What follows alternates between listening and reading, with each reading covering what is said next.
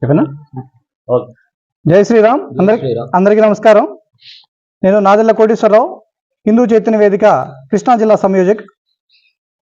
ఆంధ్రప్రదేశ్లో హిందువుల మీద దాడులు జరుగుతున్నాయి.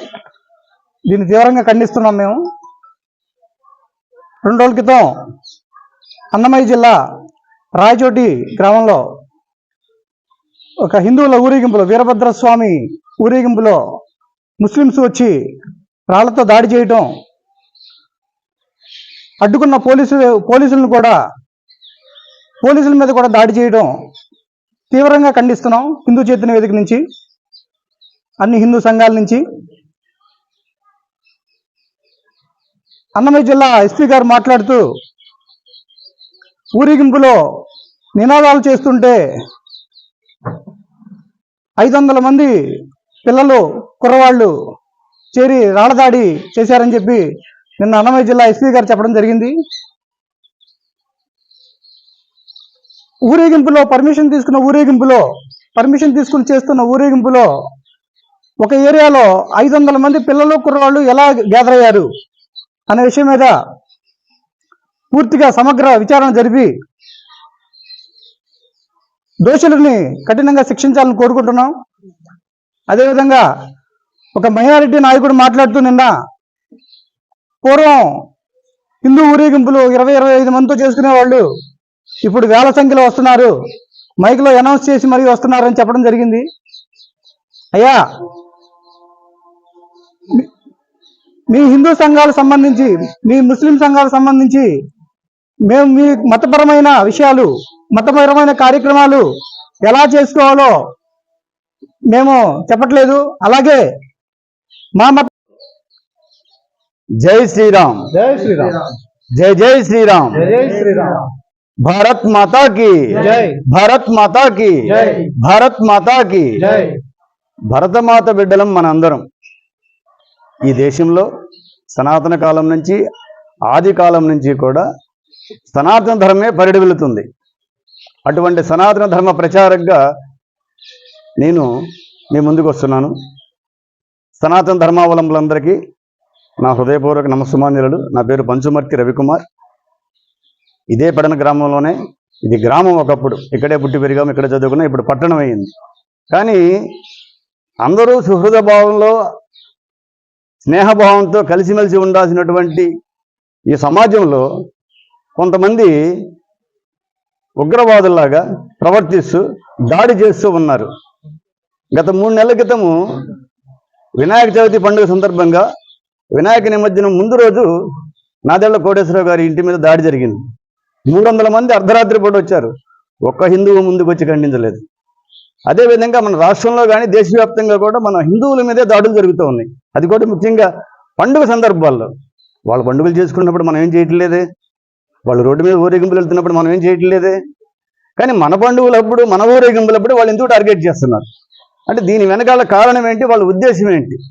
మైనారిటీలు అని చెప్పి రాజకీయ నాయకులు కానీ, అధికారులు కానీ అందరూ వాళ్ళకే సపోర్ట్ చేసి మెజారిటీగా ఉన్నటువంటి మా సనాతన ధర్మావలంబకులు హిందువులు ఎక్కడికి పోవాలి? ఎక్కడి నుంచో వచ్చి ఇక్కడ పెత్తనం చేస్తున్నారు. అంటే ఇప్పటికీ ఔరంగజేబు నాయకత్వం జరుగుతున్నట్టుగా మాకు అనిపిస్తుంది. ఔరంగజేబు వారసులు ఇప్పటికీ పరిపాలిస్తూ ఉన్నట్టుగా మాకు అనిపిస్తుంది.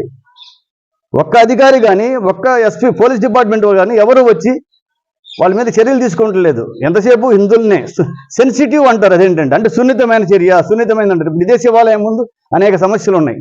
దాన్ని ఎవరు మీడియా వాళ్ళు కూడా అంటే గొంతు పెంచి చెప్పట్లేదు. నిన్న రాయచోటిలో జరిగింది. ఇది ఎంతో కాలంగా జరుగుతుంది. రాయచోటిలో వీరభద్రస్వామి దేవస్థానానికి 7 కోనేరులు ఉన్నాయి. ఈ 7 కోనేరులు కూడా కబ్జాకు గురైనవి. ఇప్పుడు ఎందుకు ఈ విధంగా చేస్తున్నారంటే దాని యొక్క ముఖ్య ఉద్దేశం, వాళ్ళ మసీదులో ప్రార్థన చేసుకుంటే మనం మసీదు రోడ్డు మీద ఊరేగింపు వెళుతుంటే హరహర మహాదేవ శంభో శంకర అంటారు. ఇది రాజ్యాంగంలోనే 27వ అధికరణం ఇచ్చినటువంటి మత స్వాతంత్ర హక్కును మేము ఉపయోగించుకుంటున్నాం.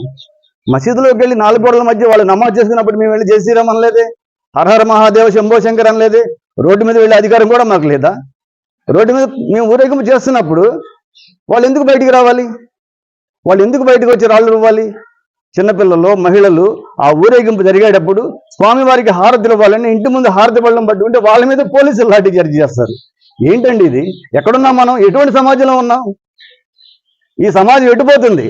దీన్ని ప్రశ్నించే అధికారము, అడిగే హక్కు మాకు లేదా? దీన్ని మేము తీవ్రంగా ఖండిస్తున్నాము. దానికి సంబంధించినటువంటి రాజకీయ నాయకులు కానీ, ప్రభుత్వ అధికారులు కానీ తక్షణమే చర్య తీసుకోవాలి. సనాతన ధర్మావలంబులందరికీ కూడా అండగా నిలబడి వాళ్ళని రక్షించాలి. మనల్ని మనం రక్షించుకోకపోతే ఎవరు రక్షిస్తారండి? ఎక్కడికి పోతుంది సమాజం? రీసెంట్గా చావా సినిమా తెలుగులో రిలీజ్ చేస్తుంటే నెల్లూరు జిల్లాలో ఒక పెద్ద వెళ్ళి కలెక్టర్ గారికి అర్జీ చేస్తాడు, ఆ సినిమా రిలీజ్ కాకుండా ఆపేయాలంట. సినిమా రిలీజ్ అయినా ఉంటుంది, అసలు సినిమా ఉంటుంది. ఎందుకంటే అందరిలో నిద్ర మేలుకోవాలి. మనం నిద్ర మేలుకుంటే అప్పుడు తెలుస్తుంది నిజమేంటనేది. కాబట్టి మేము సనాతన ధర్మ ప్రచారకుడిగా ఈ దుశ్చర్యలని ఖండిస్తూ తక్షణమే చర్యలు తీసుకోవాలి, న్యాయం చేయాలి. ఒక సిట్టింగ్ జడ్జి నాదెళ్ల కోటేశ్వరరావు గారు చెప్పినట్టు హైకోర్టు సిట్టింగ్ జడ్జితో విచారణ జరిపించి న్యాయాన్యాయాలు విచారణ చేసి అందుకు బాధితులైన వాళ్ళని తీవ్రంగా కఠినంగా శిక్షించాలని కోరుతున్నాము. జై శ్రీరామ్, జై శ్రీరామ్, జై జై శ్రీరామ్. జై జై శ్రీరామ్.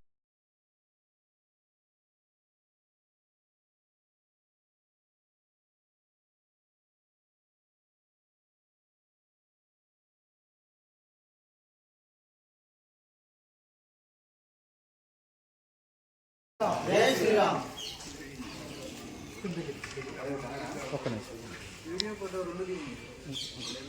ఒకసారి నా ఫోన్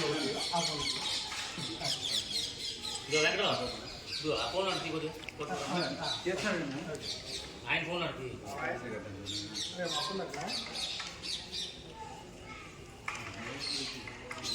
ఒకసారి చూడండి.